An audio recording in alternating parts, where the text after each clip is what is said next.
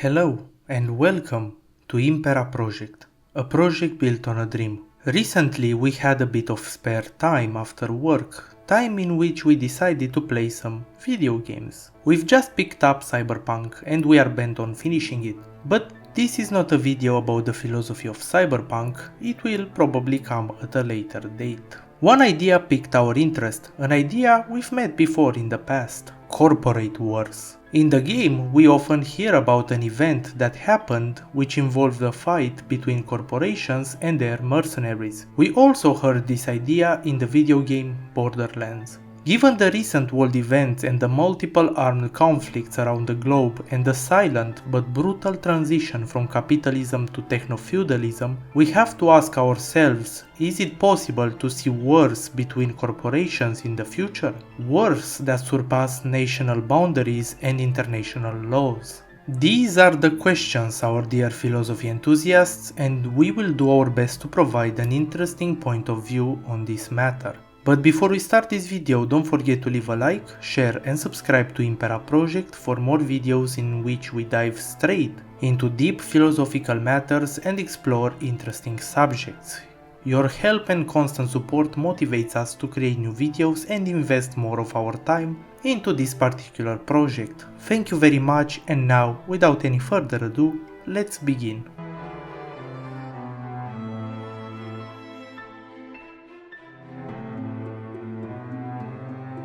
Technofeudalism is a concept created by the former Greek finance minister, the economist and writer Yanis Varoufakis. In short, it is the idea that we are not transitioning from capitalism to something better, but we are actively giving a second chance to an archaic ruling system that was abolished a while ago: feudalism. When someone says this word, you probably think about the Middle Ages, when social status was dictated by the amount of land owned by an individual. This land was obtained through the right of birth and not freely traded or distributed in accordance with some criteria. The land was given to special people and it often came with a certain noble rank, thus creating a top-down hierarchical structure. Now the land itself was of symbolic value. The properties on that land, churches, farms, towns or hamlets banded together with the people that were living there, were the actual riches. We don't think we have to explain why feudalism, together with all its bad friends, serfdom, indebted servitude, no coherent rule of law and no secularism, was a bad thing for humanity.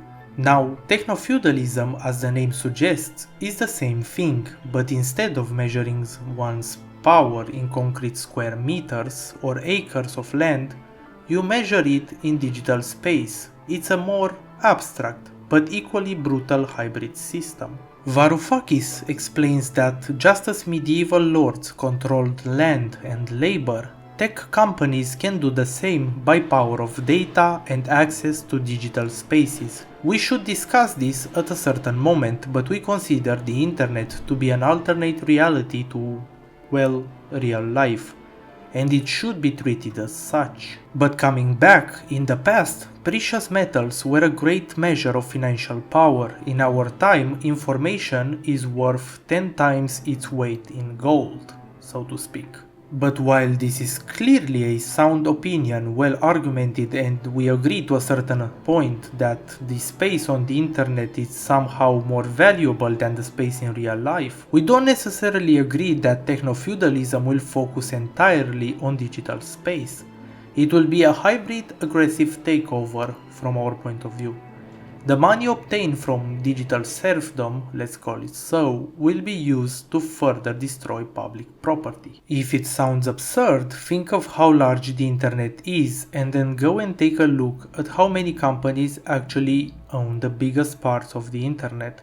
Taking this into account, it makes us think that there is a high probability that in the future, the roads, the parks, the mountains, everything will be owned by someone, which is a disgusting vision.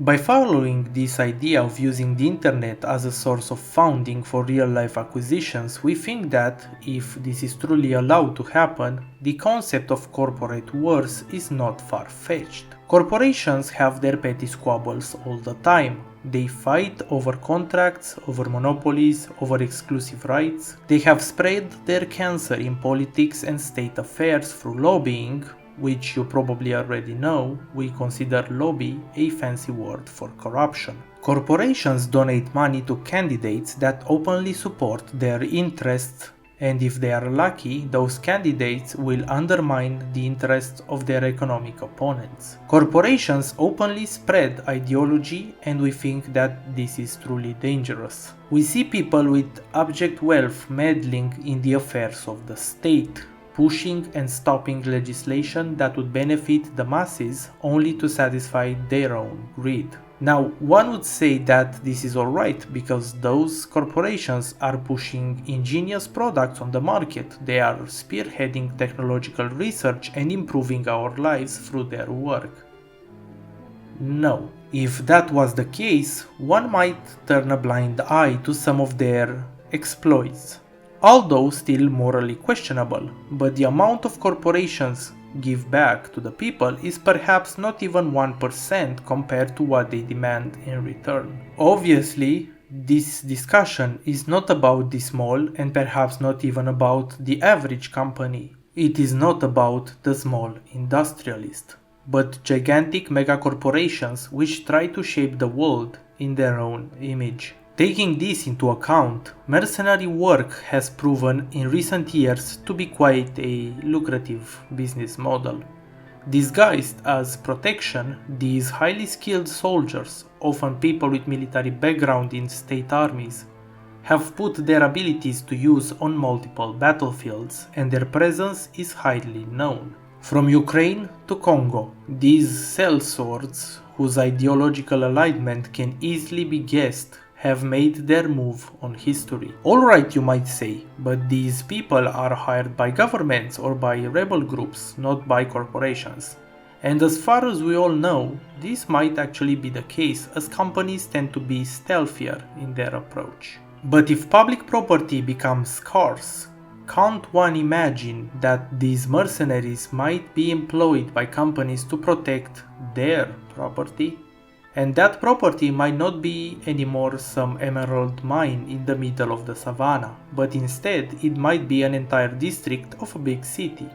How about that? And that might still be a somewhat happy case, as these mercenaries might simply vanish after the contract ends, which truly makes us wonder what would happen if companies start creating their own private militaries. It is not as illegal as you might think. The European Union either restricts or bans mercenary activity, but allows PMCs, private military contractors, with the restriction that they should not engage in combat. Our country, Romania, criminalized mercenary activities but still allows private security firms that don't perform military functions.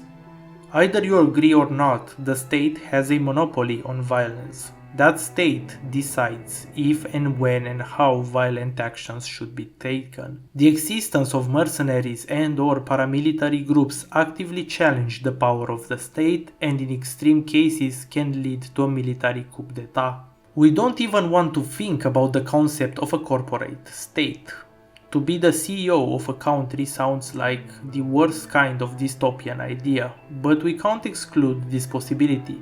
If private enterprises continue to amass public property, it is not completely impossible to see these corporate cities appear overnight, and perhaps later corporate countries that might secede from the actual states.